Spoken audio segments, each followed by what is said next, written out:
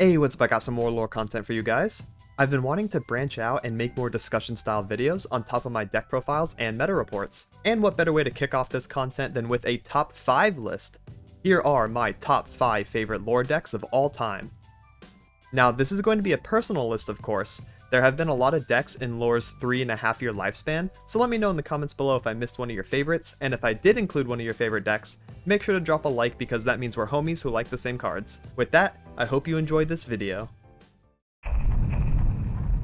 Coming in right at my top 5 is Deep. Not only do I have a massive history with Deep, but it's also a long-time fan favorite deck, with many players giving it a shot over the course of its existence. I'm sure many of you will find this surprising because I'm well known as an aggro player in Legends of Runeterra, and Deep is very much not aggro.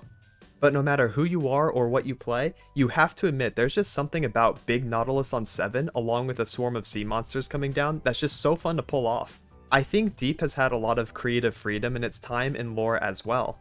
There have been multiple iterations over the years, and sometimes the creations get really crazy, even including Twisted Fate and Slotbot in some more wacky versions of Deep from back in the day. Another bonus surprise for you guys is that Deep was actually one of the decks that I used to hit Master one season, and even brought it to the seasonal tournament that I got the farthest in, top 32. A little bit of a spoiler for long-time viewers, all 3 decks that were part of the top 32 run are also in this list for this video. Luckily, we still have Deep in Standard, and many players are looking for hope on the horizon that someday soon we'll get more support cards for our big diving man and spooky tree guy. Next on the list we have Pirate Burn. Much like Deep, pirates have also had some differences in identity and functionality. The specific list that I want to touch on takes us all the way back to 2020 and featured pre-nerf Jack the Winner. In this particular version of Pirates, I also chose to run Island Navigator and swore by its potency and flexibility. Being able to play Misfortune on attack 3 and Navigator on defense 4 allowed for some crazy turn 5 options. You would often open attack with the scouts to get MF passive and early damage in, let the opponent play their first action, and then follow up with Gangplank for your actual attack that turn, which included a kegged up MF passive. Just an absolutely crazy deck, and one that got Jack nerfed, which is so sad because it allowed pirates to play with a mid-game insurance policy. It didn't run out of steam and just lose like other burn decks, which is something I really enjoyed in Go Hard and FTR meta. You could even clip yourself leveling up Misfortune in Pirate Burn, which literally never happens now, but it made for really sick highlights back then. I think if I could unnerf 3 things, Jack, Gangplank, and Decimate would all be on that list so I could play pirates in their prime again. Alright, now we're getting into the really obvious ones and decks that I've been known for in the past, and the first of which is Spider Burn. Me and Elise obviously go way back, as she probably does for many of you as well. Before rotation, many players started their journey in Legends of Runeterra by picking up the Death and Spiders deck and killing their opponents on turn 6. That specific feeling when you leveled Elise for the first time is probably unforgettable, as she has one of the coolest animations and level 2 effects in the game, especially for such a cheap champion. Now this is my personal opinion, but I think Elise being rotated sucks for a couple of reasons. New players don't have an easy to pick up and cheap yet powerful aggro burn deck to get into for standard.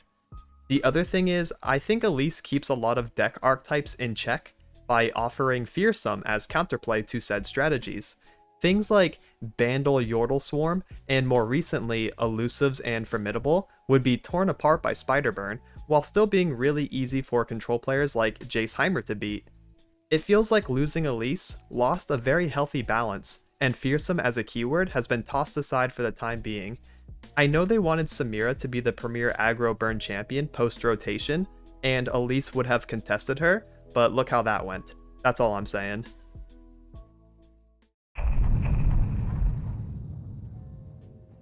The first deck that actually gave me an identity as a player in Legends of Runeterra, Mono Shadow Isles. This deck was an absolute nightmare during the beta, and is responsible for my very first Master Tier finish. Mist Wraiths and Wraith Callers literally tormented players in their sleep with how broken they were. A tried and true mid-range playstyle that only played Shadow Isle's cards. What an absolutely sick idea looking back at it. But with the full release of lore in 2020 came like 6 nerfs to this deck that officially killed it for months. I still played it and tried to tough it out, but when Harrowing got reworked and buffed, I hatched a brilliant plan. Rebuild Mono SI from the ground up and use Hecarim Harrowing as the top end win con for the Wraith pressure that the deck puts up in the mid game. It was genius. I was onto something big.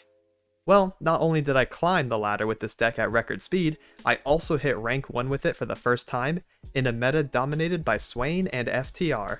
I posted my rank 1 deck profile covering Mono SI, and it popped off to the point where it was like the 3rd most played deck for the next couple of weeks, and other players took inspiration of the strategy to create a new deck archetype called Fearsome Aggro, which was basically the same Wraith package but dropped Hecarim for Callista and replaced some control cards for Stygian and called it a day. So yeah, that's a very cool history lesson, especially for the newer players that don't know I invented a whole deck and inspiration was drawn from it to make another new deck. Combined with Deep and Pirates, Mono SI spearheaded my main 3 climbing decks and also rounds out my top 32 run. It's funny because all of 2021, I was known as the SI guy, with viewers asking about my Mono SI update literally every patch. Ah, good times. Before I talk about my favorite lore deck, here are some honorable mentions that just barely didn't make the cut for top 5. Fearsome Aggro, which as previously mentioned, was just a faster version of Mono SI that took advantage of Wraith pressure and turned it into lethals with Harrowing and or Atrocity. Bandleburn, especially in its prime when it came out with pre-nerf Conchologist, Stone Stackers, Gnar, Vandal City Mare, and Decimate. I especially liked Teeny Dactyl's inclusion in the deck. Along with a lot of early units having 3 HP, it was a great option in Freljord metas that couldn't avalanche the whole board for free. And rounding out the honorable mentions is Azir Aurelia, which I'll probably get a lot of flack for, but trust me, I didn't really vibe with this deck in its prime because of just how absolutely dominant it was. Although, the mirror matches weren't even that cringe compared to like other mirrors in lore. I mainly picked up the deck afterwards after many nerfs, so I could deal with cringe Freljord SI control decks, and boy does it do its job against those. Many of you probably knew this was coming as it's been my main deck since it came out, and every time someone in chat asks what my favorite deck is, this is what I answer every time with no hesitation. Yep, it's Jhin Annie. I think my favorite iteration of the deck was my Diablo creation that featured Tybulk as a mid-game insurance policy in case the game was going long, as well as Blade's Edge being a fantastic card for Annie, Mana Soul Student, and also Jhin. This deck simply has everything that I like packed into one deck.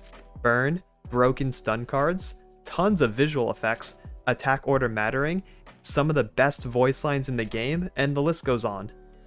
I think the amount of varying plays the deck can pull off, and minute things that separates bad Jhin Annie players from good ones, and good ones from great ones, is appealing to me too. I love things that are somewhat easy to pick up, but harder to master, and requires hundreds of games to truly get all the ins and outs. It's also a great deck to one-trick because of this, but also because the deck has never really been trash, nor has it been broken. Sure, it's been in a strong spot, or slightly below 50%, but it's never experienced a huge variance, which makes it safe to pick up and learn. I honestly doubt Lore is going to release a deck that I truly enjoy more, unless Talon comes out and is like also everything I like all in one, in which case I will stand corrected here in this video. And that's it for this one. Please like and subscribe if you enjoyed the video. Let me know what you guys think in the comments below, and what decks you've enjoyed over the years. Thank you so much for watching and have a good one. Laters!